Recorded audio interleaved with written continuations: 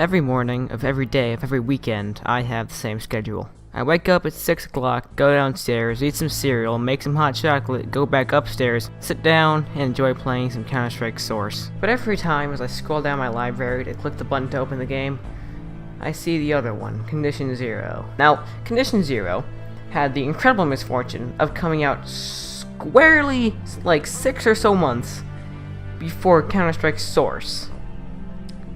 Now, compare Counter-Strike Source to Condition Zero, and you can see exactly why it is that no one really talks about it. Source is a much better looking game that has better support and doesn't run on the Half-Life 1 engine.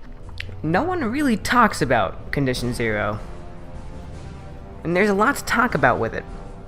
So I think we should look at it. You know, let's take a look at the Counter-Strike game that time forgot.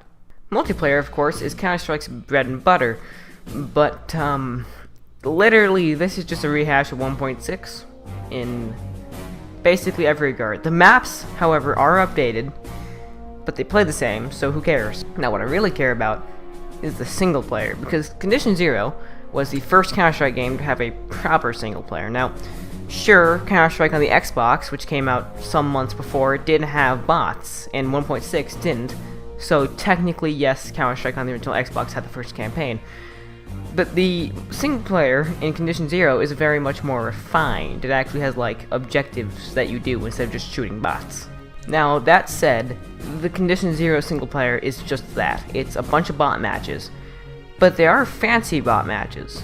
Before you go into each match, you make a team from a list of bots, and each one has a variety of different skills in different situations. So, generally, you want to have a good balance on your team, which is a pretty neat element. When you're actually in the match as well, you have a series of objectives to complete before actually winning the match by getting 3 points ahead of the enemy team. Now, sure, by the standards of today, that's not a whole lot.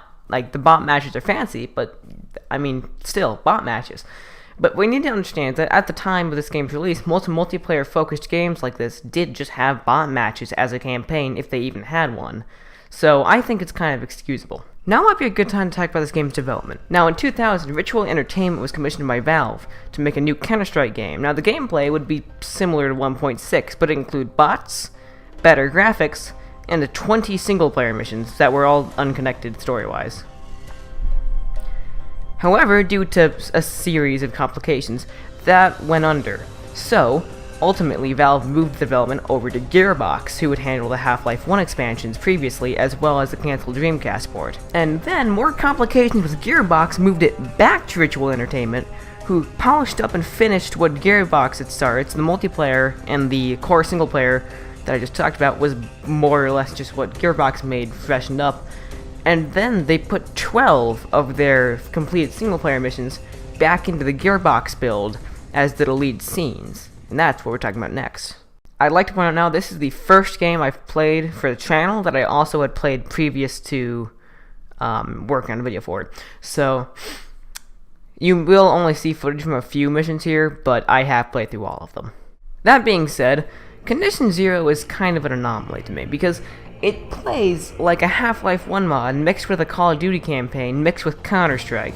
So, you have set pieces, right? And those set pieces are really good, but ultimately you're still playing Counter-Strike, and it feels in some ways like someone's kinda janky Half-Life 1 mod. So, it's just kinda weird. But the weird thing is, right? It's still good. It's weird, but I genuinely enjoyed it. In fact, they're so good, I would actually recommend buying this game even if you have 1.6, just so you can play them, because they're genuinely a lot of fun.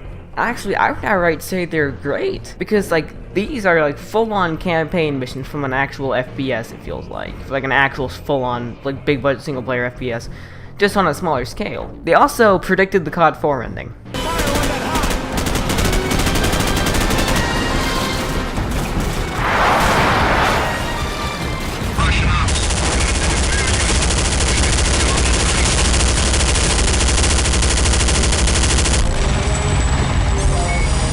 Yeah, I see what you did there, Infinity Ward. You can't hide it from me. I know what you did. Also, low-key, the music in this game is actually really good. Like, you've been listening to it throughout this video. I don't know what makes it so good, but it's It's just good. It sounds good. I like listening to it. There are 8 more missions that we never got. 8 missions, in addition to the 12 included in Condition Zero, exist and were presumably completed or nearly completed. So where are they?